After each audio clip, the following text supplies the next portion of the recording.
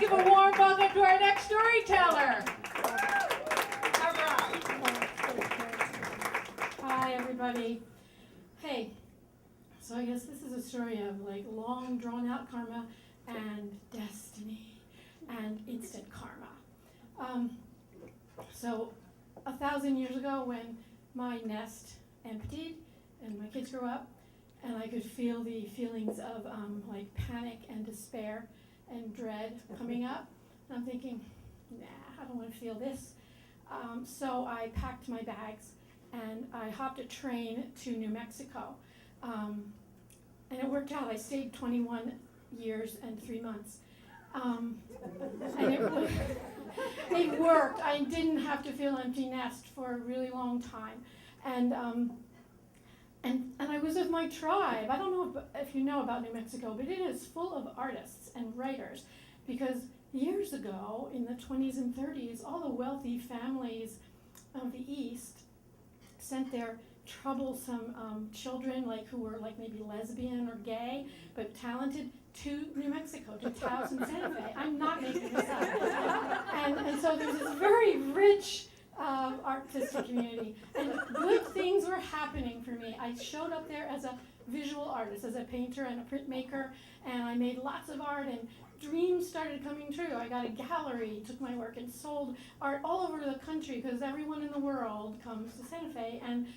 And then I started doing comedy and writing because that was an impossible dream that I never could have had come to pass here with my family hovering and all that. And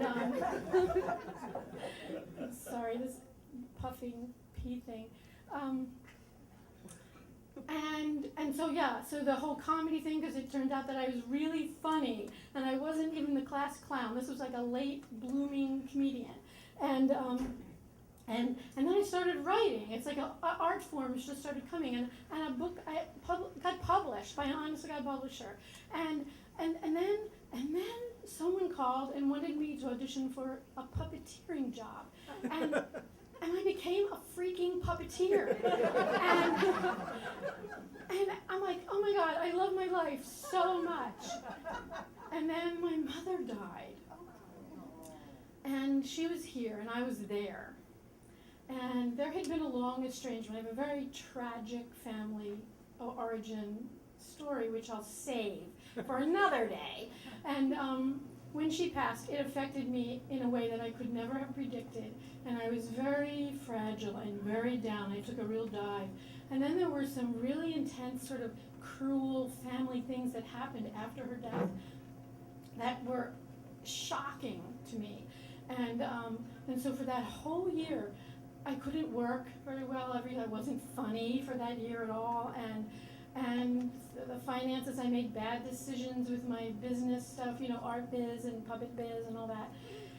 And I definitely had some bitterness happening and some resentment. I had bad feelings, and I kind of knew cosmically, like, you don't want to be hanging out in anger, rage, despair, and resentment for for more than 5 or 10 minutes, because it can come back. It just gets worse.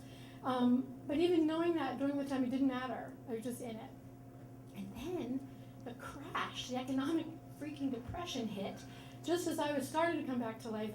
And so there I was in the dead of winter. It was, 08 or 09, in the poorest state in the country. And within a week, all of my income went away. Clients completely canceled. My one tenant left, just moved away quickly. And there was no work on the horizon, and I'd had that rough year after my mom's passing, and so the money was really scary, and then I shifted from the family kind of despair, bitterness thing into like those Wall Street bastards, and and all those bankers, and it just was like, and trying to make these changes, and it's just worse, and I'm pretty miserable and at a real bottom. And then on Christmas Eve in Santa Fe, which is probably the most magical night anywhere on earth, is Christmas Eve in Santa Fe, Canyon Road. I go and do the whole walking with the farolitos and the fires and friends and but I'm also I'm alone, and for some reason closest friends had gone somewhere else that year. And so I'm walking back to the little place I was staying with in town, because I had lived in the country. It was icy that night. I made arrangements. And I'm by myself, and it's about 11:30 at night, and I'm walking down the street, and I didn't even slip. I twisted my ankle and fractured it. I broke my freaking foot, okay? And you would think that would be like the sign from the universe saying, stop, wait, everything is wrong right now. You need to rethink it all. Just stop all this fussing.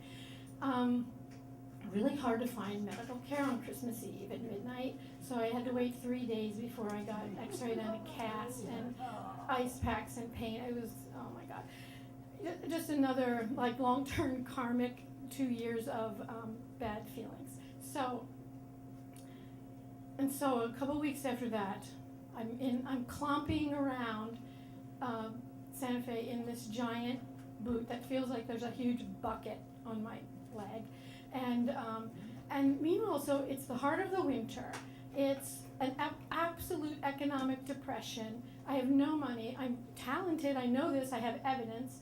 Nothing is working out. I'm calling everybody I know, looking for work here and there, big jobs, tiny jobs, whatever. Nothing is coming through.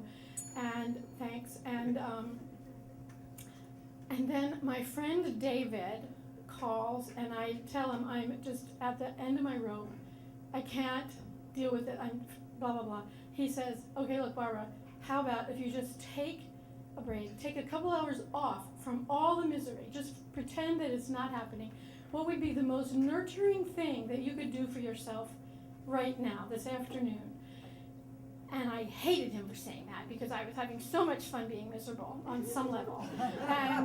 But he's gay, so he's sensitive and smart. And I hung up, and I'm like, you know what, but some part of me really was like, I just want to go read a book in a bookstore for 2 hours and put it all aside.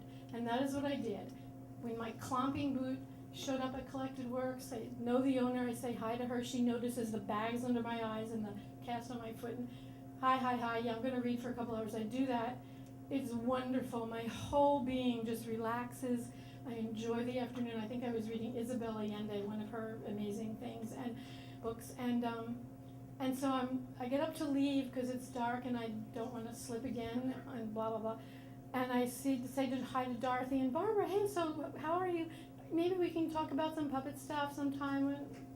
Okay, great, and whatever. And so we're standing there talking, and someone walks behind me. I'm going to wrap this really fast. Walks behind me, and Dorothy says, "Oh, Patty, come here. I want you to meet Barbara Mayfield."